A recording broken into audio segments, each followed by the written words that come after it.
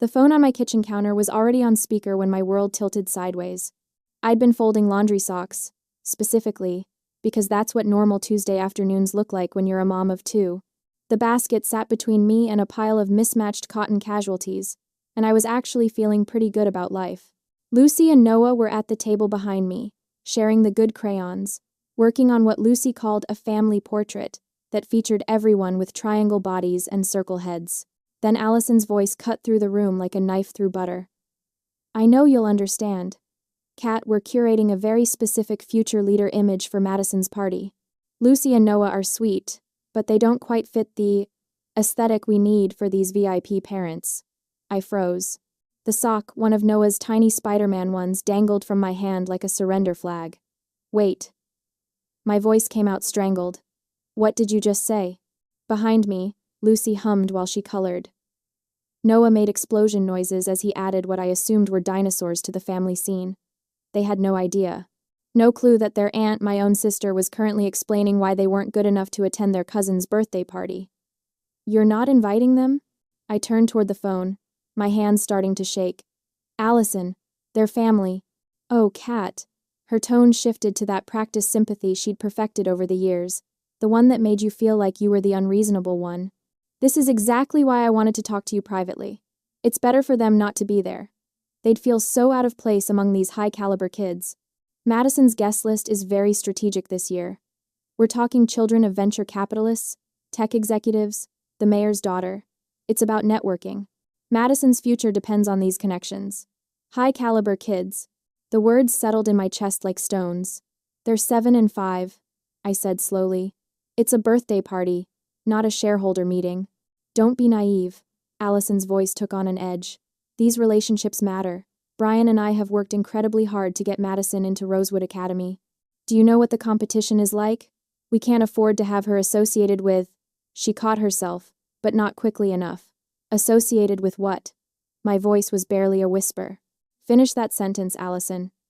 I just mean, your kids are wonderful in their own way, but they're not quite at the same developmental level. Madison's friends are all reading at 8th grade levels. They're taking Mandarin and competitive chess. I don't want Lucy and Noah to feel bad about themselves. The Spider-Man sock fell from my hand. I'd spent 34 years as the peacekeeper. The younger sister, who smoothed things over, who bent and flexed and accommodated, who took the smaller bedroom, the later graduation party time slot, the understanding nod when mom and dad couldn't make it to my events because Allison needed them more. My eyes drifted to the table. Lucy had added hearts around the stick figures. At the top, in her careful 7-year-old handwriting, she'd written family in letters that climbed and dipped like a heartbeat monitor. Something inside me cracked, not broke cracked, like ice on a frozen lake, that moment before everything shifts. No, I said. What? No, we're not coming, Allison. If my children aren't good enough for your party, neither am I. The silence on the other end stretched for 3 full seconds. Then, are you serious right now? Don't be dramatic. I'm not being dramatic. I'm being clear. My voice was steady now, stronger than I'd heard it in years. You just told me my kids don't fit your aesthetic, that they're not high caliber enough.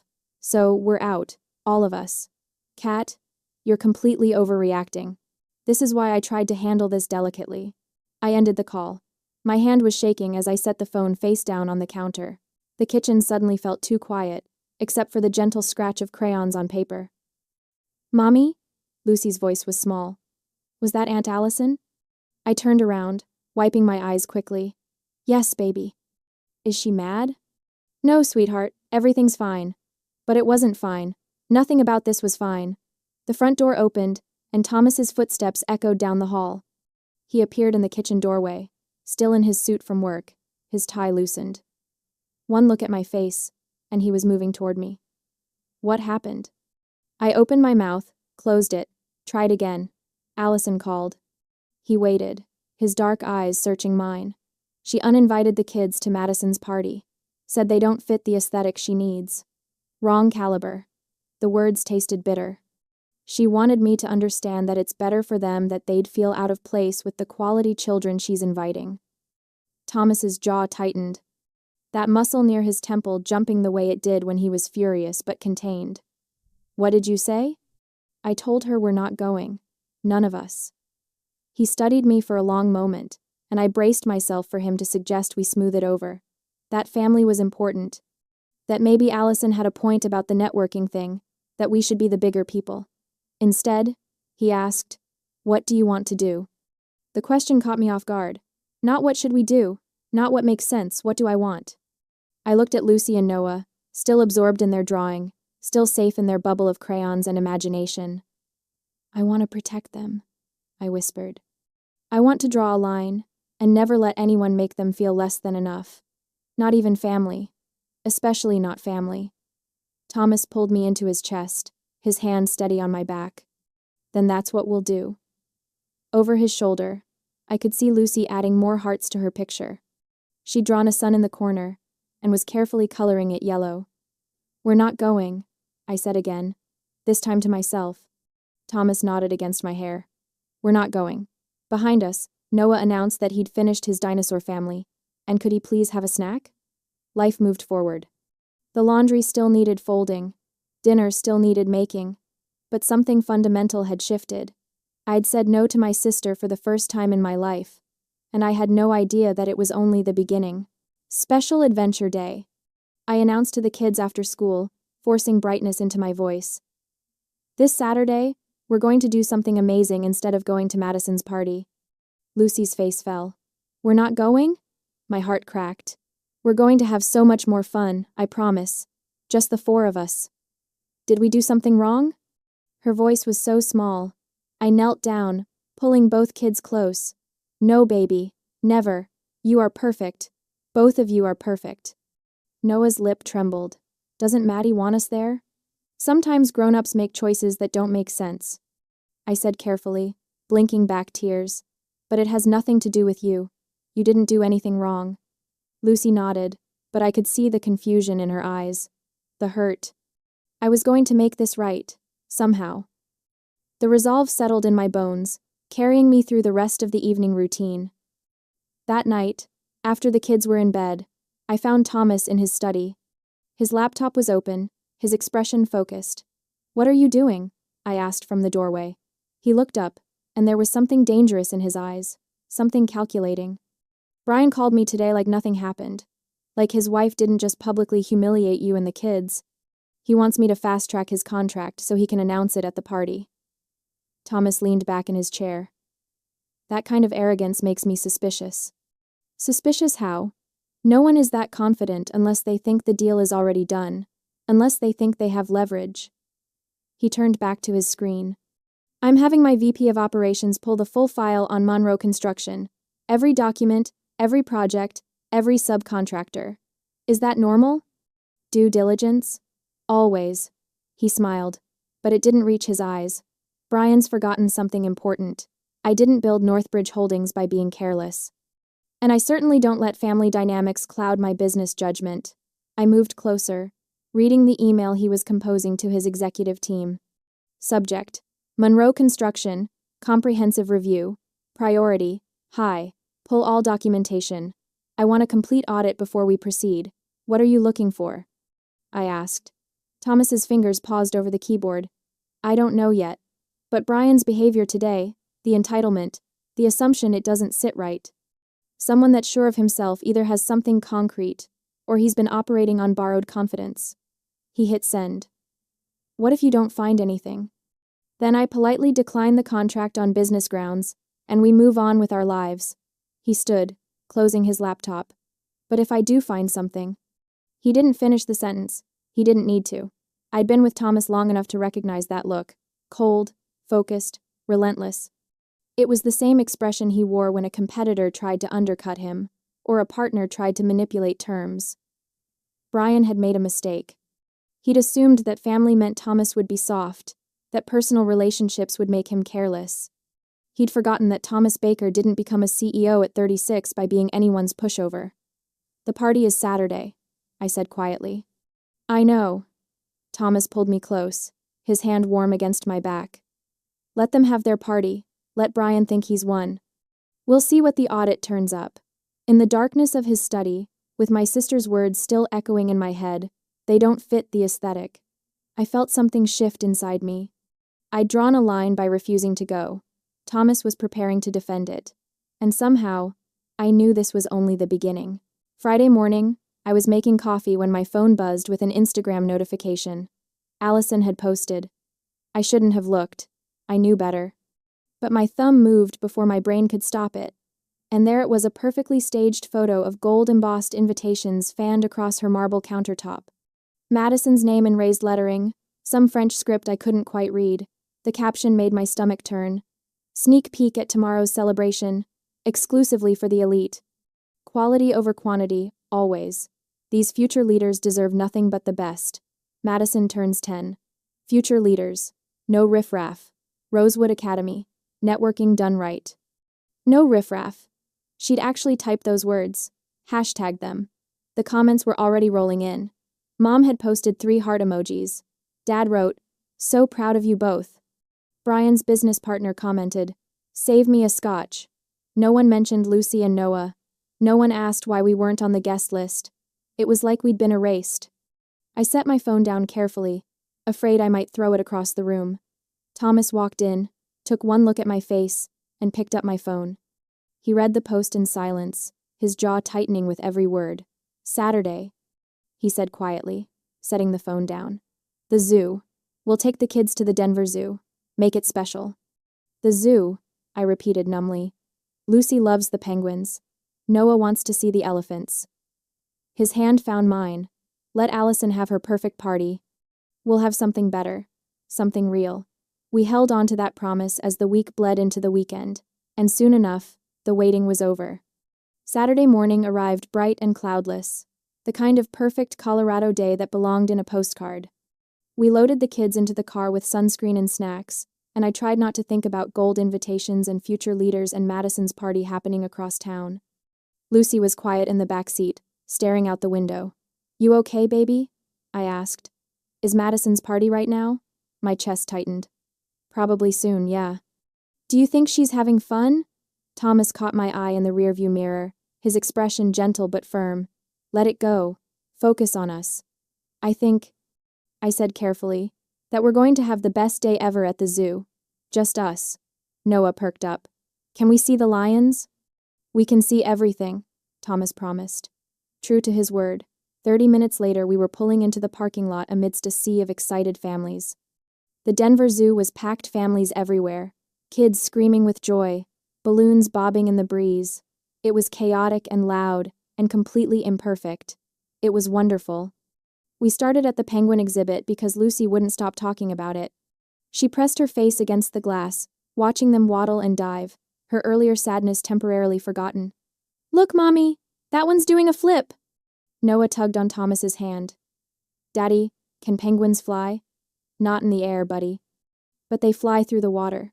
We moved through the exhibits, the giraffes, the elephants, the absolutely massive grizzly bears that made Noah gasp and hide behind Thomas's legs. We bought overpriced ice cream that melted too fast. We took terrible family selfies where someone was always blinking. It was messy and sticky and real. And then we got to the flamingos. Lucy had been holding my hand, chattering about how the birds were pink because of what they ate, something she'd learned from a nature show, when she suddenly stopped mid-sentence. There was a family near the fence. A little girl, maybe 8, wearing a birthday crown. Silver balloons tied to her wrist, spelled out, "Birthday, girl." Lucy's whole body went rigid. "Mommy," she whispered, "is it Maddie's birthday today?" "Oh no." "Yes, sweetie, but Grandma said we weren't shiny enough." Her voice cracked.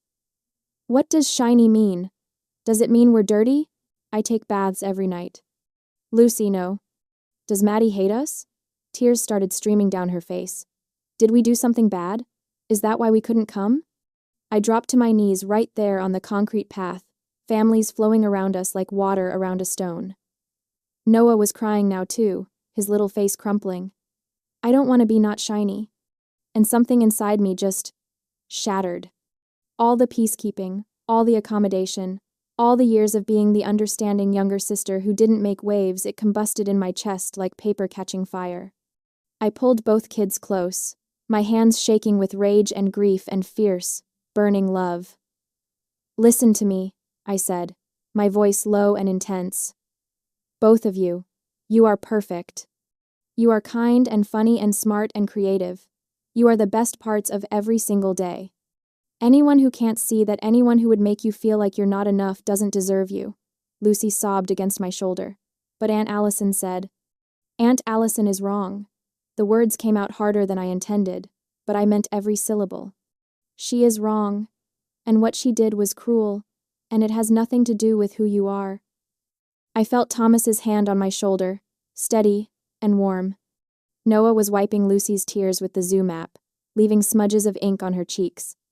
The simple gesture, Big Brother taking care of his sister, made my heart crack and reform into something stronger. "We love you," Thomas said, kneeling down beside me. "More than anything in this world, and we will never, ever let anyone make you feel small. That's a promise." Lucy hiccuped, her arms tight around my neck. "Even family?" "Especially family," I whispered. We stayed there for a long time, the four of us knotted together on the path while the world moved around us. When we finally stood up, something fundamental had shifted. I wasn't going to be the peacekeeper anymore. I was going to be the protector. The clarity of that moment stayed with me as we drove home, washed off the day's grime, and finally settled the house for the night. That night, after the kids were finally asleep, exhausted from the zoo and the emotional weight of the day, I found Thomas at his laptop again. The blue light illuminated his face, casting shadows that made him look dangerous. "What are you doing?" I asked, though I already knew. "Reading." He didn't look up from the screen. "Find anything?" His finger paused over the trackpad. "Smoke. Not fire yet, but definitely smoke." He turned the laptop toward me. The screen showed a dense audit report, full of financial jargon and highlighted sections. Brian's insurance certificates are outdated on 2 projects. His subcontractor payment schedules are irregular. And there are some vendor complaints about intimidation tactics. Thomas's voice was clinical, detached. Nothing definitively illegal yet, but enough that I'm not comfortable proceeding without deeper investigation. What happens now? Now I ask for more documentation, safety records, liability coverage updates, subcontractor verification. He closed the laptop. Standard compliance check before a contract this size. Brian will think it's just bureaucratic process. But it's not. No. His smile was cold. It's not. He opened his email and began typing.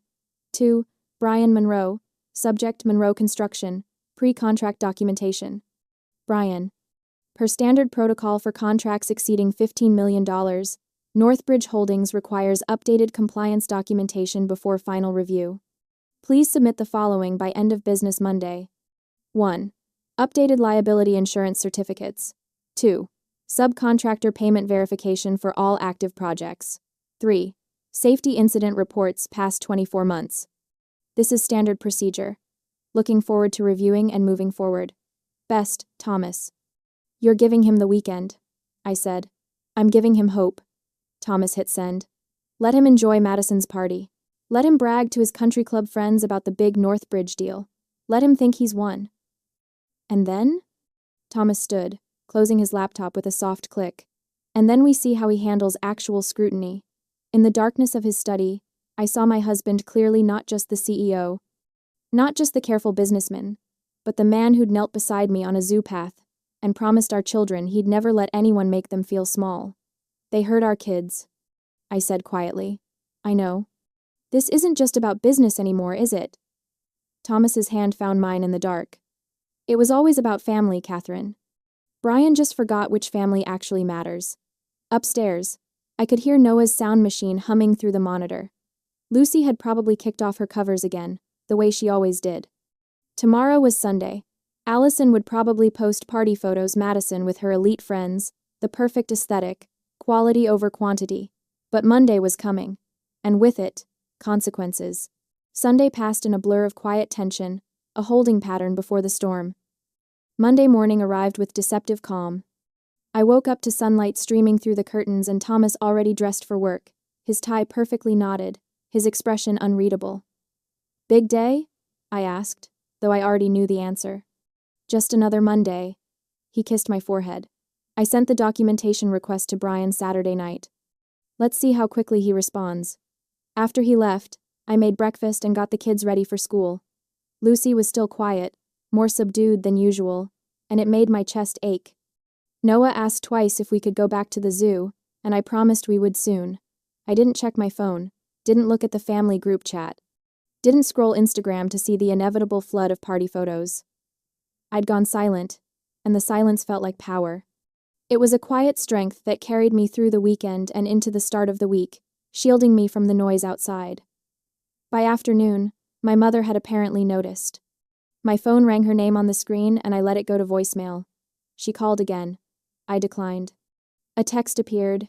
"Catherine, this silent treatment is childish. Your sister's feelings are hurt." I stared at the message for a long moment, then set my phone face down on the counter. Allison's feelings were hurt. Not my children's. Not Lucy's, who'd cried at the zoo.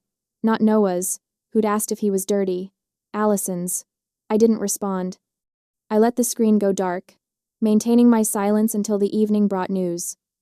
That evening, Thomas came home with his tablet, his expression thoughtful. "Brian sent the documentation," he said, showing me the email.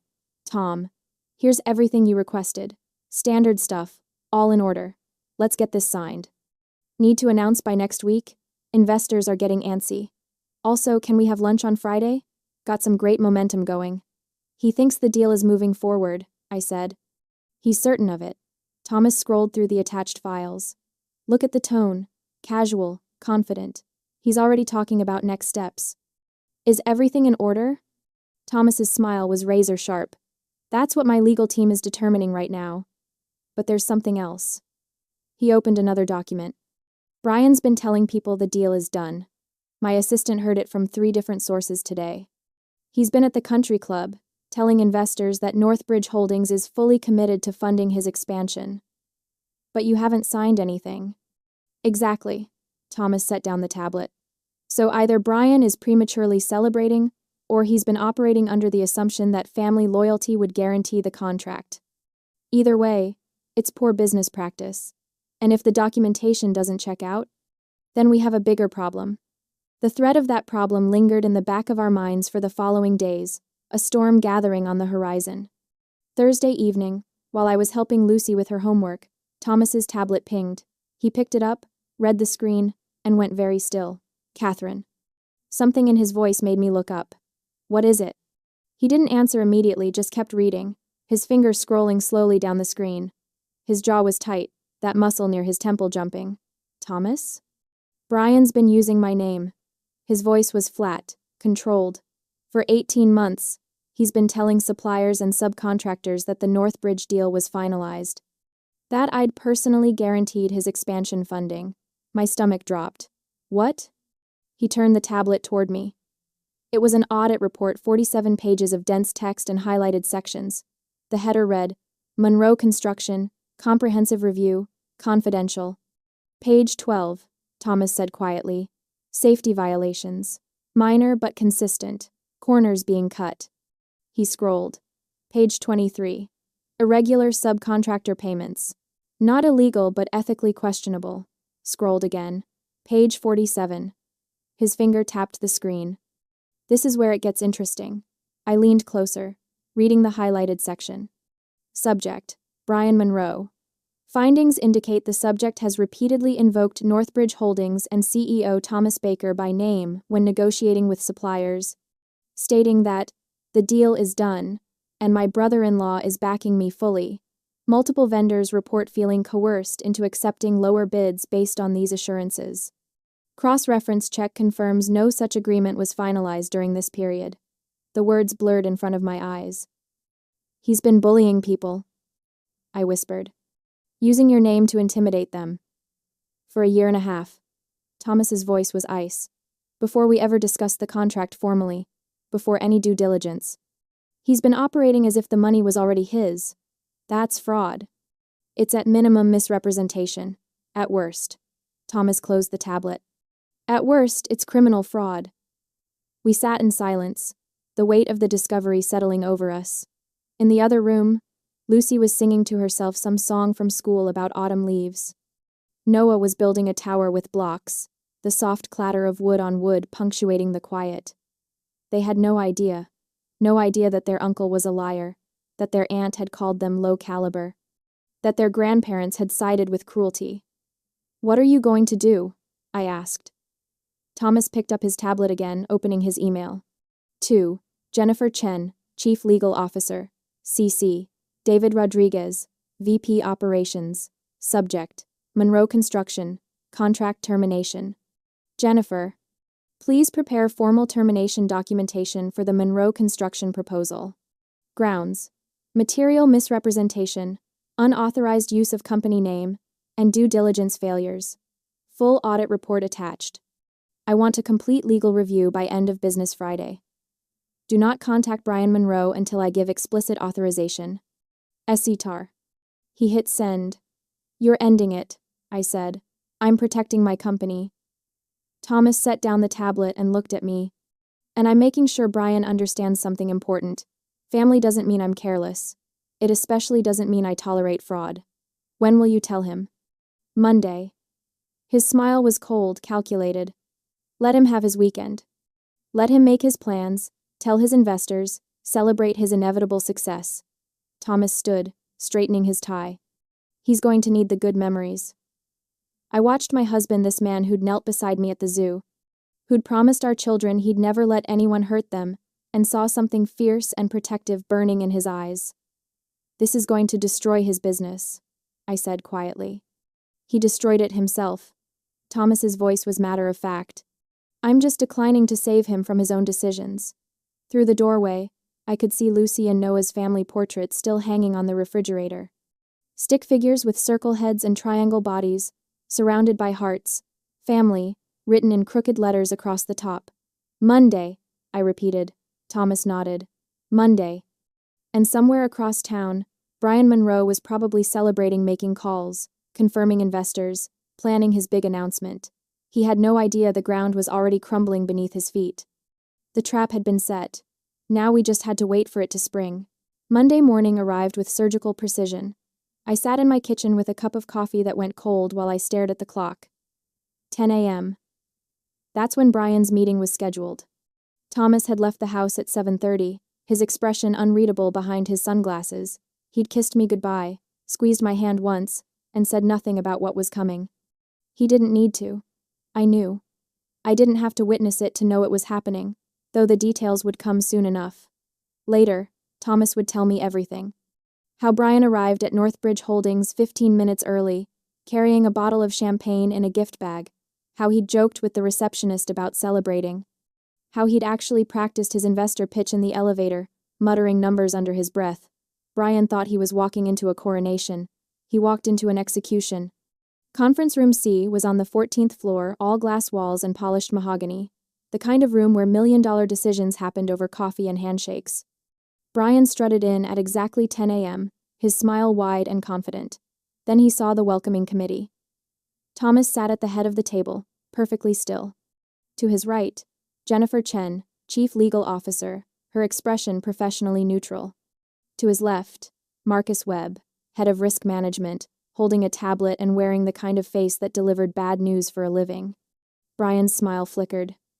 "What's with the welcoming committee? I thought this was just us, Tom." "Have a seat, Brian." Thomas's voice was Arctic calm. Brian sat, but his hands were already fidgeting with his tie.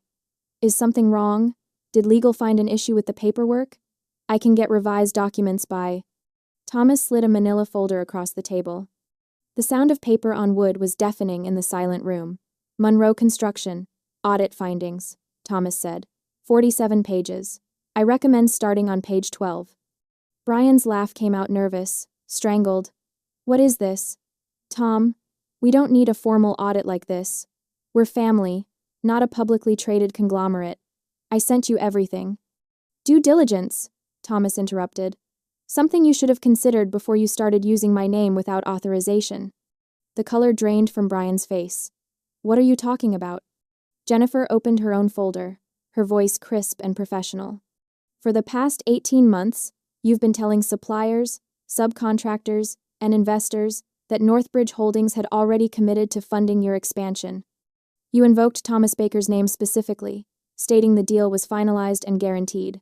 That's just networking, building relationships. Everyone does that." "Everyone doesn't commit fraud." Marcus tapped his tablet, turning it toward Brian. We have documented testimony from 7 different vendors. You threatened them with loss of future contracts if they didn't accept your price demands. You told them that Northbridge was backing you, that Thomas had personally approved the partnership, and that anyone who didn't cooperate would be blacklisted. Brian's hands were shaking now. Those are misunderstandings. Business communication. You're taking casual conversations and twisting. Page 23, Thomas said quietly. You failed to pay subcontractors on the Riverside project for 43 days. When they complained, you told them the money was coming from Northbridge and they needed to be patient, but we had no agreement, no contract, no commitment. I was anticipating the deal. I needed to keep projects moving. You lied. Thomas's voice didn't rise. It didn't need to. You misrepresented your financial position, manipulated vendors using my company's reputation, and built your expansion plans on a foundation of fraud. Brian stood abruptly, his chair scraping back. You can't kill a deal over paperwork. We're family. This is ridiculous. Catherine is just being dramatic about the party, and now you're punishing me for… Sit down. The command was soft, but Brian sat. Thomas leaned forward, his hands folded on the table. This has nothing to do with the party. Though your character there was certainly revealing. You and your wife ranked children by social value. You excluded my son and daughter because they didn't fit your aesthetic. That showed me exactly who you are. Tom, come on. But this? Thomas tapped the folder. This is about business. You manipulated relationships for personal gain. You lied to vendors, threatened suppliers, and used my name, my company's reputation to bully people into accepting your terms. For 18 months, you operated as if my money was already yours. Brian's face was red now, sweat beading on his forehead. I can fix this. I can apologize to the vendors. I can… Page 47. Thomas's voice was ice. You told the Highlands Project investors that I was your brother-in-law, and that family loyalty guaranteed the Northbridge partnership. You sold them shares in your expansion based on money you didn't have. That's investment fraud, Brian. The room went silent. Jennifer slid a document across the table. Official letterhead, dense legal text. Northbridge Holdings is formally declining the Monroe construction proposal, she said. Effective immediately. Furthermore, we are legally obligated to report these findings to the state licensing board. They'll conduct their own investigation. Brian stared at the letter like it was written in a foreign language. You can't. The licensing board? That could shut me down. I have projects in progress. I have employees. You have consequences. Thomas stood, buttoning his suit jacket. Which you earned. I built Northbridge on integrity, Brian. I don't cut corners. I don't manipulate people.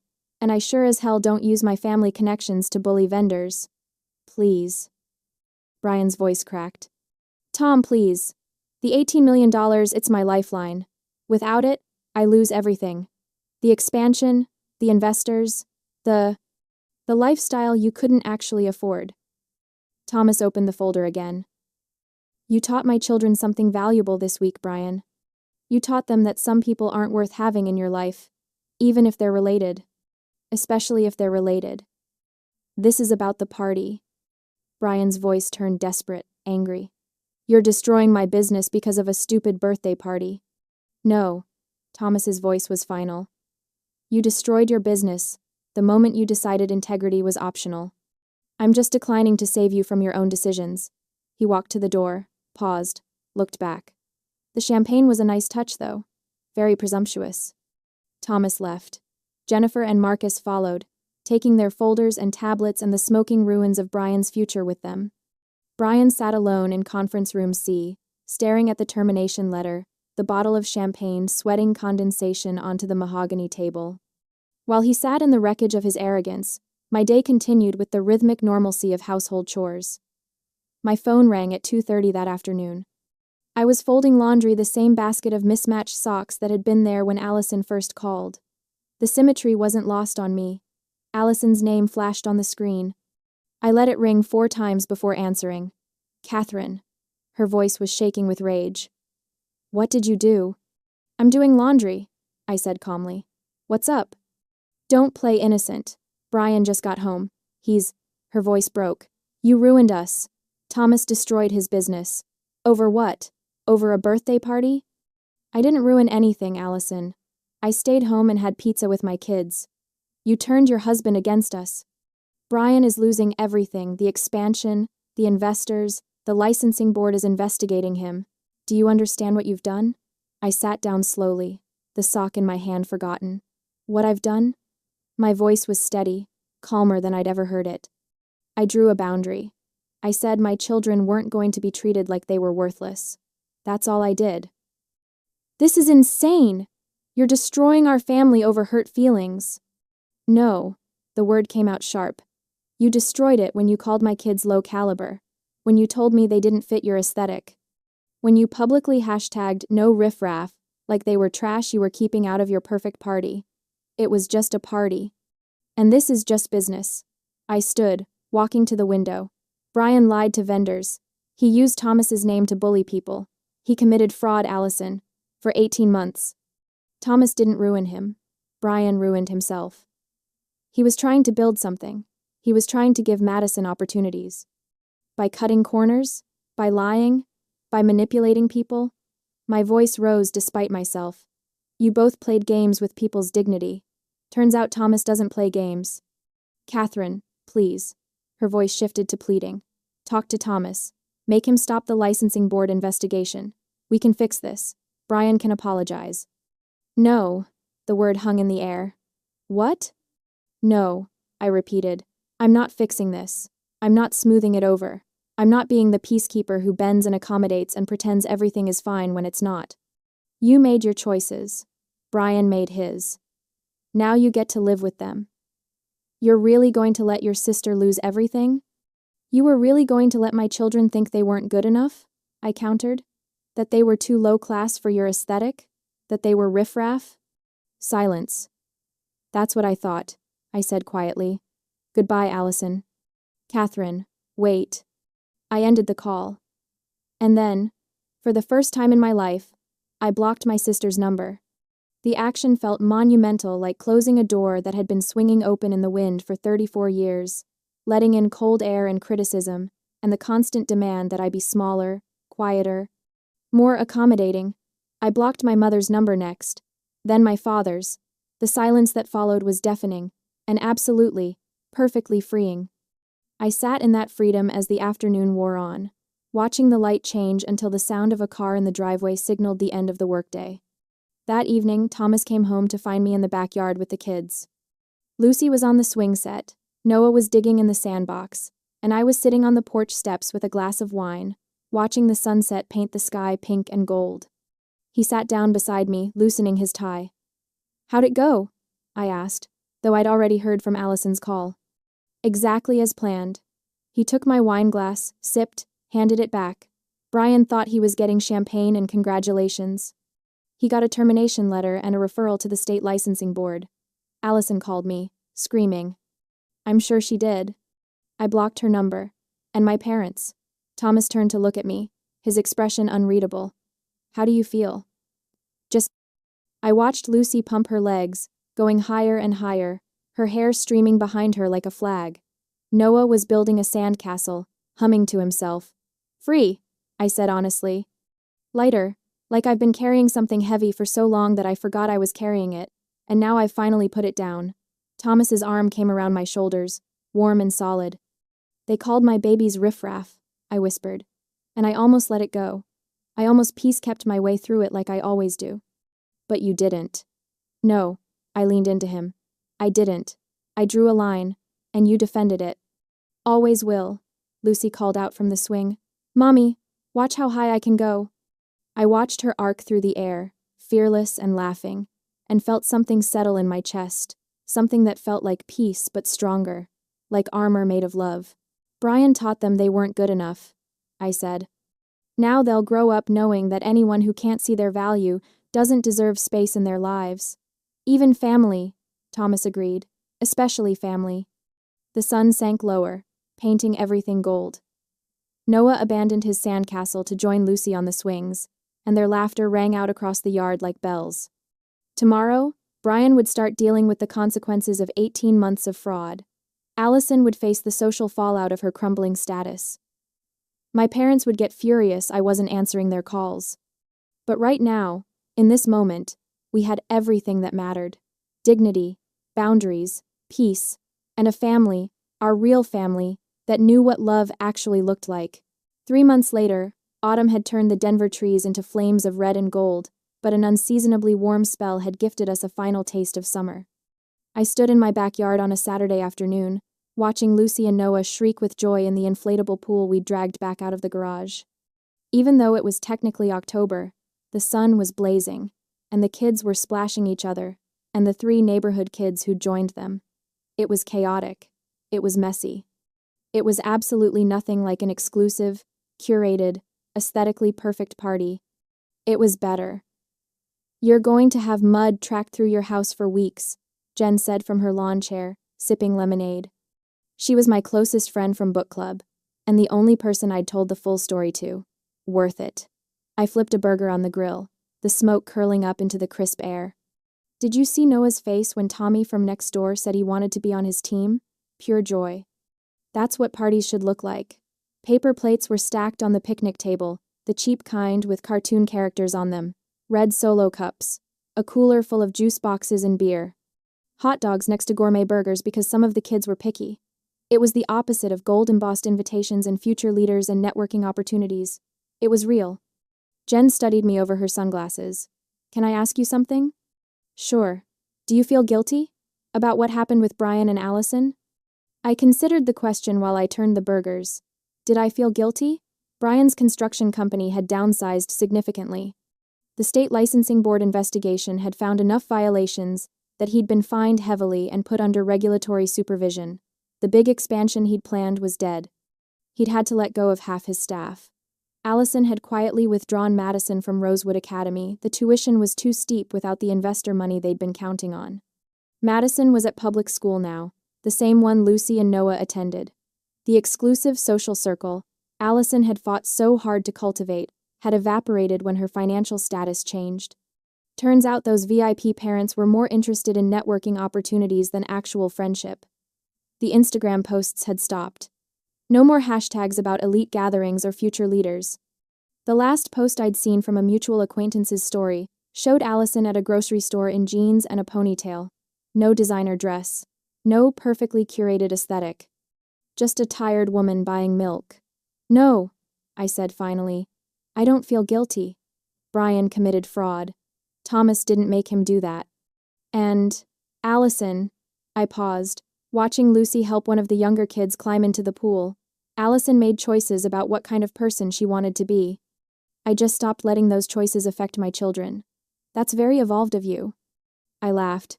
3 months ago, I would have been drowning in guilt. I would have called my mom crying, apologizing, trying to fix everything. But you know what I realized? What? I don't owe them my peace. I plated the burgers, grabbed the hot dog buns. I have peace right here. Why would I give that up to make people comfortable who were perfectly fine making my kids uncomfortable? Jen raised her lemonade in a toast. To boundaries. To boundaries, I agreed. We clinked our glasses, content in the moment, and the afternoon drifted on until a new sound broke the rhythm. At 3:30, I was refilling the lemonade pitcher when I heard a car pull up in the driveway. I knew that engine sound. Allison's SUV, the same black luxury vehicle she'd always driven, though now it looked like it actually got used instead of just detailed. There was a soccer ball in the back window. A car seat that hadn't been there before, probably Madison's younger brother's. My stomach tightened, but I didn't panic. I didn't rush to clean up or hide the paper plates or apologize for the chaos. I just waited. Allison got out of the driver's seat. She was wearing jeans, actual jeans, not designer ones, and a plain sweater. Her hair was in a simple ponytail. No makeup except maybe some lip gloss. She looked tired, real, human. Madison climbed out of the passenger side, holding a small wrapped present. She looked nervous. I walked around the side of the house to meet them, wiping my hands on my apron, the one that said Grill Master, that Thomas had bought as a joke. "Hi," Allison said. Her voice was quiet. "Hi." We stood there for a long moment, the sound of children's laughter floating over the fence. "I called first," Allison said, "but you blocked my number." "I did." So I took a chance that you might be home on a Saturday afternoon. She glanced at Madison. We brought a present for Noah. His birthday is this week, right? I nodded slowly. Noah turned 6 on Tuesday. Can we? Allison's voice cracked. Can we come in? I should have said no. I should have protected my peace, maintained my boundaries, sent them away to preserve the hard-won serenity I'd built over the past 3 months. But Madison was looking at me with hopeful eyes, and Lucy was shrieking happily in the backyard, and I realized something important. I wasn't the peacekeeper anymore. I didn't need to fix everything or smooth things over or pretend like nothing had happened. But I could decide, on my terms, what forgiveness looked like. Come on, I said, gesturing toward the backyard. Fair warning, it's chaos back there. Allison's smile was small, genuine. I think we can handle chaos. She followed me around the side of the house, clutching the gift like a shield. Madison spotted the pool immediately and froze, clearly uncertain if she was allowed to join. Lucy looked up, saw her cousin, and waved enthusiastically. Maddie, come play. We're having a water war. No hesitation, no grudge, just pure forgiveness. Madison looked at Allison, who nodded. Within minutes, Madison had ditched her shoes and was in the pool fully clothed, laughing as Noah splashed her with water. The kids didn't care about aesthetics or exclusive guest lists, or who fit whose image. They just cared about having fun. Allison stood beside me at the grill, watching. Her hands were shaking. Catherine, she said quietly. I'm sorry. The words hung in the air between us. I didn't respond immediately. I plated a hot dog, added ketchup for one of the kids, handed it over. What exactly are you sorry for? I asked finally. Allison flinched. For what I said about Lucy and Noah, for the party, for... She took a shaky breath. For spending so long trying to impress people who didn't actually care about us that I forgot what actually matters, which is... family. Real family. Not networking contacts or social status.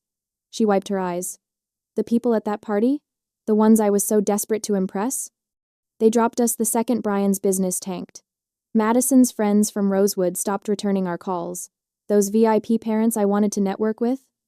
They pretended they didn't know me at the grocery store. I handed her a paper plate with a burger.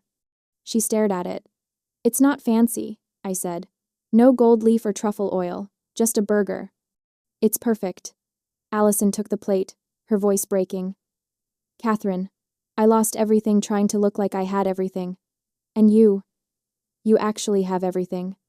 Real friends, kids who are happy, a husband who protected you instead of asking you to sacrifice your dignity for business deals.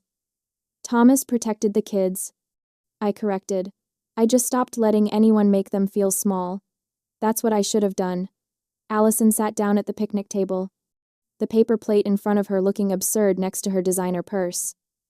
I should have been proud of Madison for who she is, not who I wanted her to impress people with, and I should have let her be around her cousins who actually love her, instead of fake friends who only cared about her last name. From the pool, Madison was teaching Noah some kind of complicated splash technique. Lucy was laughing so hard she had hiccups. It's a start, I said carefully. Allison looked up. What? Your apology. It's a start. I sat down across from her. But I'm not who I was 3 months ago, Allison. I'm not the same person. I'm not going to bend and accommodate and pretend like things are fine when they're not. If you're here because you want back into my life, you need to understand something. Okay. My kids come first. Always. If you ever make them feel less than, we're done. Not just blocked, numbers done. Done. I won't sacrifice their well-being for family harmony. Not anymore. Allison nodded, tears streaming down her face. I understand, and I promise no more exclusive parties, no more rankings. No more treating any child like they're not good enough. Good. We sat in silence for a moment, watching the kids play. Madison was completely soaked, her hair plastered to her face, laughing harder than I'd seen her laugh in years. She's happier at public school, Allison admitted, more relaxed, less pressure to be perfect all the time. Lucy loves having her in her class. Really? Really. She talks about Maddie every day. Apparently they're partners in science now. Allison's smile was watery but genuine. I missed 3 months of that. 3 months of my daughter being actually happy because I was too proud to admit I was wrong. You're here now. Am I? Allison looked at me uncertainly. Are we okay? I thought about it, really thought about it. Was I ready to let her back in? To risk the peace I'd built? But then I looked at Madison in the pool, and Lucy teaching her the splash game, and Noah offering to share his juice box. The kids had already forgiven her. Maybe I could too. Slowly, carefully. With boundaries firmly in place. It's a start, I said again. But Allison?